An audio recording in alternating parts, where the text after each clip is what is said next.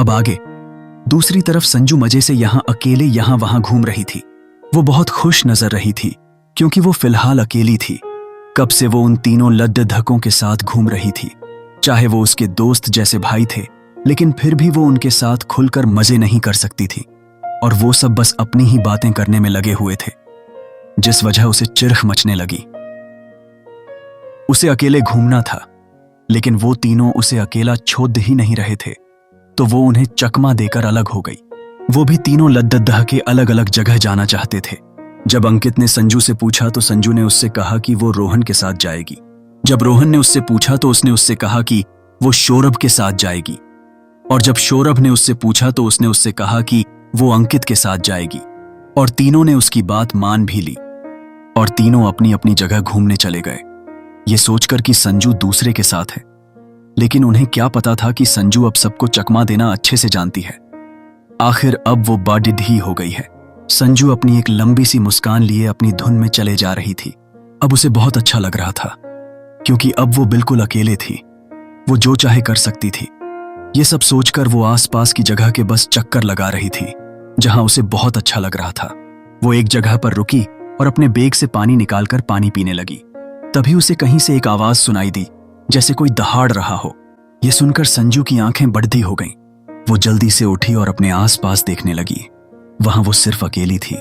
ये देखकर वो घबरा गई और उसका चेहरा भी रोने वाला हो गया। उसे लगा कि कहीं यहां शेर तो नहीं आ गया। वो ये सोच ही रही थी कि तभी उसे फिर से एक दहाड़ सुनाई दी। ये सुनकर संजू हद से ज्यादा घबरा गई, यहां तक कि वो रोने भी लगी थी। उसने रोते हुए कहा, भैया भैया कहाँ हो? यहां शेर है। वो आगे अपने लंबे लंबे आंसू बहा पाती कि उसके कानों में एक हंसी की आवाज।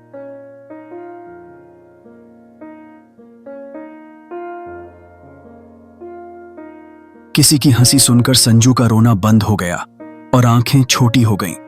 उसने ठीक से सामने देखा, जहां उसे एक बेड के पीछे किसी के होने का एहसास हुआ। यह समझकर संजू समझ गई कि उसके साथ किसी ने मजाक किया है।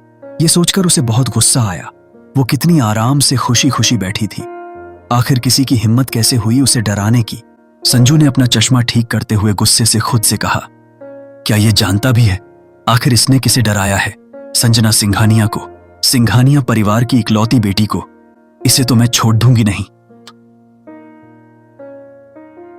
इतना कहकर उसने अपनी जैकेट की स्लीव ऊपर करने की कोशिश की, लेकिन वो ऊपर नहीं हुई तो उसने उसे छोड़ा और पास ही पड़िद्दा एक पत्थर उठा लिया। उसने पत्थर कुछ ज्यादा बड़िद्दा ही उठा लिया था, जिस वजह से वो खुद लड़खड़ा रही थी।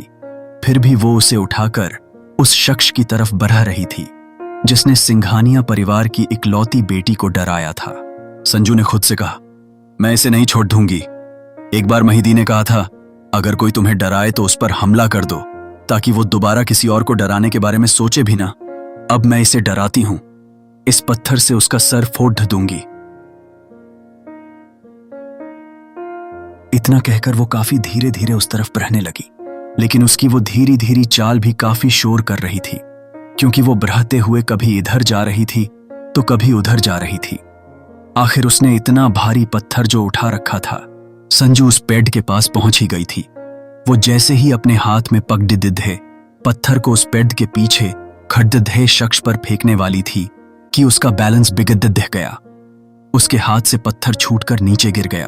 वो भी उसी के साथ नीचे गिरने वाली थी कि उसे किसी ने जल्दी से पकड़ी डीडीएच लिया।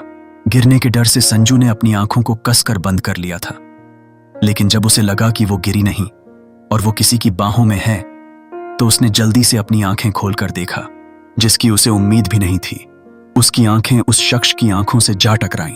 संजू के मुंह से खुद ही निकला, आप? संजू ने सामने कोई और नहीं वैभव सिंह था, जो कब से उसका पीछा कर रहा था, और उसका पीछा करते करते वो यहां तक आ गया। जब उसने देखा कि संजू अकेले घूम रही है, तो उसने उसे संजू को चौंकाने के बारे में सोचा। वो बस उसके साथ थोड़ी मस्ती करना चाहता था, लेकिन उसे इसकी उम्मीद बिल्कुल नहीं थी कि संजू उसे मारने के लिए इतना बड़ा पत्थर लेकर आ जाएगी। वो उससे कुछ बचने के लिए कुछ करता कि वो खुद ही नीचे गिर गया। वो उसे गिराने वाला भी,